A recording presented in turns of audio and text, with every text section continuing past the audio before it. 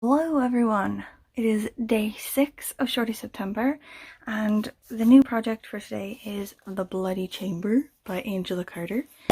I think this is a collection of stories to do with fairy tales. Like, it was written in the 80s. I think it's like a bit of a sort of modern classic type thing, where it's like either super grim, like versions of fairy tales, or like weirdly like adult and sexual. I don't know. Like, don't really know anything about it. I've just heard it's really good, so we'll see what happens with that today. It's also the Spuds' very first day of school for the new school year. So we're gonna dress her up in clothes that are way too big for her, because that's what I do. I refuse to buy things that fit early in the year, and then she just looks ridiculous in like the first pictures I take of her in the year. But anyway, we're gonna put her in a uniform, take a photo, and go get coffee. Oh, gorgeous! Okay, let me take a picture. We're ready?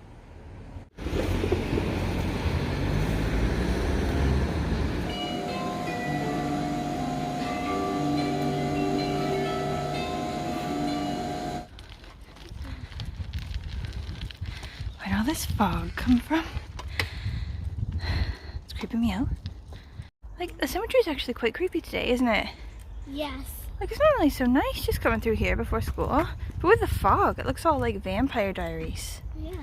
The phone looks like it's sun, don't you think? Does it? Yeah, it looks I think it looks like it's sort of like a monster movie. It looks like a witch movie. Like, we're like using our camera to show ourselves, but then there's gonna be like a zombie that pops out behind us.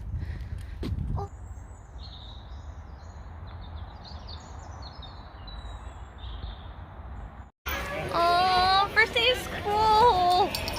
Are you excited? Oh. Oh, he's cute! Things that would normally not be creepy are now super creepy because of the fog. Okay, so I finished the first story, right? And it's like the chapter story. It's called The Bloody Chamber, and it takes up, I think it's the longest one. So I'm a good halfway through it now. And I don't know how I feel. I have a lot of thoughts. Like, I'm not fully sold on this yet, but hopefully, like, as it's a collection of stories, it could change drastically just between stories, like from one story to the next. So the story that I just finished is like this young virginal girl marries this, like, you know, sexually aggressive, like stereotypically European like landed gentry guy, like a marquis or whatever, and then she's like taken off to his castle to be with him. And there's like loads of like really intense sexual stuff at the beginning, and I'm like, holy shit, is this gonna be like one of those, like, what's that book that was written by Anne Rice but like under her sexy pen name? You know, like when she wrote erotica, she used a different name. Like, I'll put it up or something. Like, anyway, she did like a collection of like fairy tale stories but sexy. Like, you know, Cinderella as you know it, but with way more sex, like that.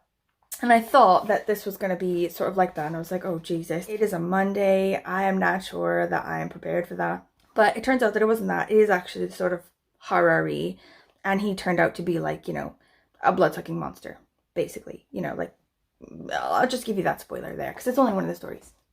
But I like the writing. I like the description of the writing. I don't know, it's like a weird, unique style, I feel, of writing, and I'm enjoying it. I like the writing, but the story itself, like, I don't know, like, I understand that as a fairy tale, it's supposed to be cliche.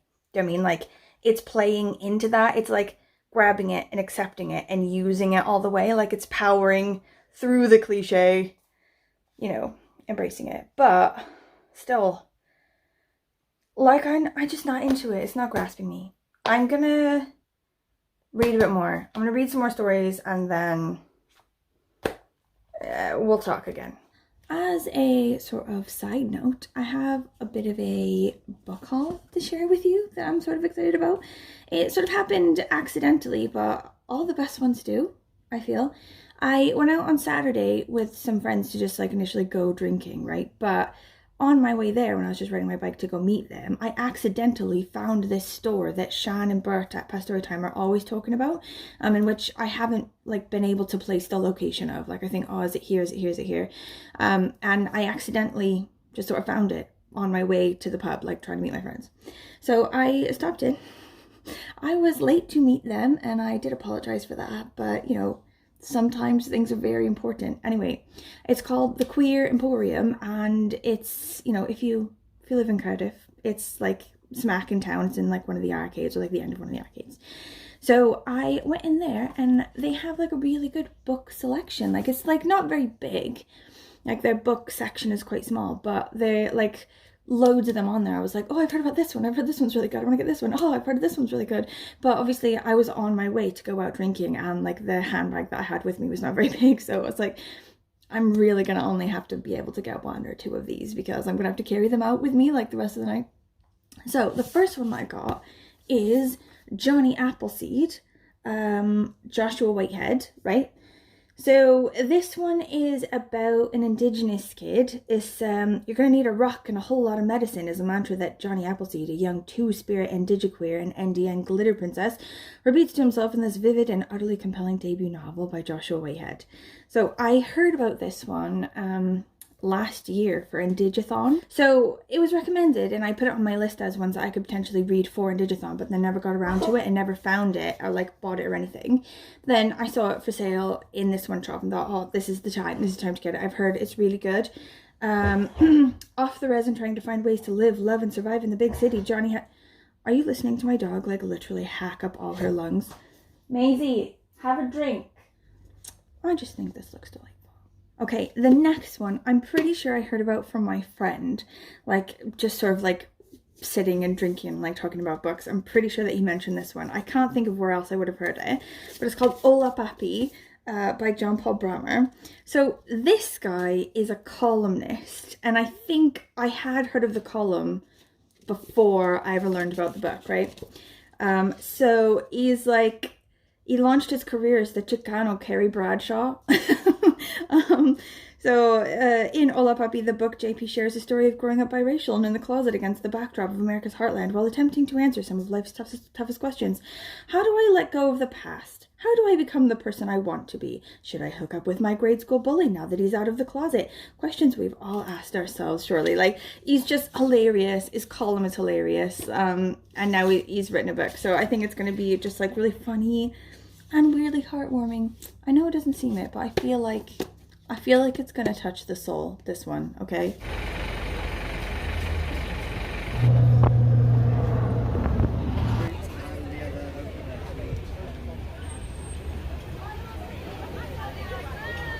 Chip shop. Oh. Just where you ordered that. Yeah, it's like the Irish one, isn't it? The Irish curry? No, that's different again. Oh. They do 3 types. Okay.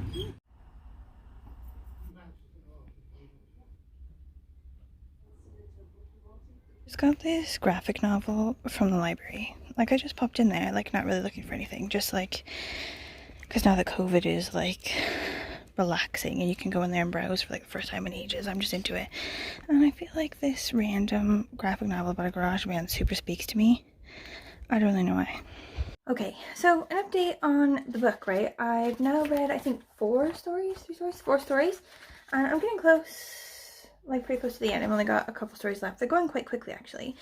And I think I may have started to change my mind about the book. I'm not sure. Like, The Bloody Chamber, I didn't really like that one.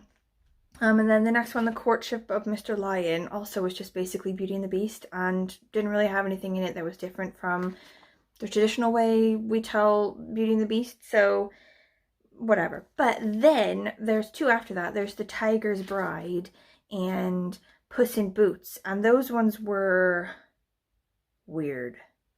So I obviously enjoyed those.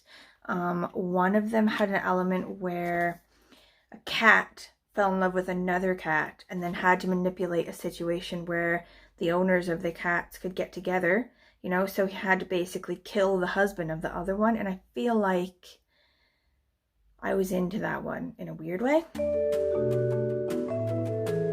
Oh my god. They have found the ring. They found it. So they originally messaged me and they were like, oh, sorry, we've had a look, we're really sorry. Fortunately, we can't find it. It's not under there, or like we can't find it, we're really sorry. That was just like the end of the message, and I was like, okay, well, it's really sweet of them. But like, it's clearly there, I've seen it, you know. Can I just come with some wire? And I sent a thing back, I was like, is it okay with you guys if I come with like various kinds of wire tomorrow? I know exactly where it is. It's 18 boards in from the stairs and about a meter back from the fence. I could just pop in really quick, get a pint, stick a wire down there and be off. Like I won't mess anything up, I won't cause a scene, blah, blah, blah. So I didn't hear back from them for a bit. I was getting worried. I was like, oh my God, they're so tired of me. They can't believe my drunk ass has done this. And then they messaged back. They were like, oh, thanks for your good description of where it was. We've actually found it. And they showed me a picture of it. They fucking found it. But God, like this whole ordeal was going down. Like I was texting them. I was like looking up like grabber device things on Amazon. Like how quickly can I get like a poker stick here, you know? Like I was texting friends. I was like talking to Katie. I was like, babe, like, can you maybe grab Joe and bring him? And like the three of us will go and blah, blah, blah. Anyway, I find out that they've got the ring back. I've got a picture of it. And now, boom, it's 3:15. I gotta get my kid to 3:20 and it's like a 15-minute bike ride away, right? I have now made it from one end of town to the other end of town so quickly on my bicycle. 4 minutes it took me. Like, to be fair, I did some dangerous things to get there. But I'm pretty sure I got there faster than this black car that kept going around me. Like, who says you need a car? I have done magic today. I have a ring and I have a child and I have not fucked up anything at all today. And I feel like I need a drink to celebrate. Shall we go to the pub? Shall we go to the pub and get a burger? You can get a burger and a juice. Yeah. I'll get a shandy because I'm a lady. And also, you know, maybe a light vegan cheeseburger. Yeah? I'm gonna have, I don't know. Oh, we'll have a think. It's been a good day. It's been a good day. Okay, strike that thing about not having fucked anything up today. I have lost my keys and was stuck outside for ages while my husband was in a meeting. I swear they're here somewhere. Like, where could they have gone? For real, though.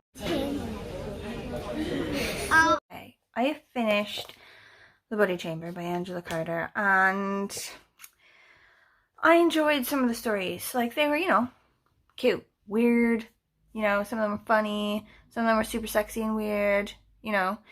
Like, I enjoyed some of them. Some of them were boring, you know. I think the writing style overall was pretty good, but in the end, like, it was just sort of so-so, the book. It wasn't, like, an amazing read. It was nothing to really write home about. I was sort of, like, looking back at the reviews and stuff, all the ones that sort of won me over and made me think that I should definitely read this. And those people do rave about it, about how amazing it is. So maybe I'm not getting something. Maybe there's something I'm not understanding about it. Like, maybe it's super clever and I just don't get it, which sometimes happens. But in general, you know, it's hard to get super excited about a book where half of the stories are like a bit crap and the other half are pretty good, but, you know, like nothing too exciting. Anyway, the last couple of books I've read for Shorty September have been blowout amazing. And I was like thinking to myself, oh, I haven't really read any that I didn't really get on with. So it's fair that immediately after having that thought, the first one I pick up is one that I don't really get on with. Which is fair. You can't win them all. You can't win them all. Okay, tomorrow's project is hopefully going to be a good one. I'm pretty excited about this one. It's The Cormorant by Gregory. And there's a movie for this one too. I think it's like an 80s movie that I really want to watch as well after, maybe not directly after reading it, but like sometime this month. It's a young family inherits a mountainside cottage in North Wales. The only stipulation for having this cottage is that they have to take care of this like bird, this cormorant bird. But the bird is no tame pet. Within its natural state of wildness, there's a malevolent intelligence and intent towards sharp, unexpected violence. Yeah. I mean, it's gonna be amazing. Okay, thank you for watching this particularly weird vlog. I apologize for that. And I think that's actually gonna be really long as well. I was like, these are just gonna be short 10-minute vlogs. And then I think this one's like really long. But if you have any thoughts at all, please let me know. Any comments, like any, like, you know, questions, any thoughts about what you're reading, what you're doing for Shorty September, or like anything else. Please let me know, and I will see you either tomorrow or the next day, depending on when I finish The Cormorant. Okay, bye, bye, bye, bye, bye.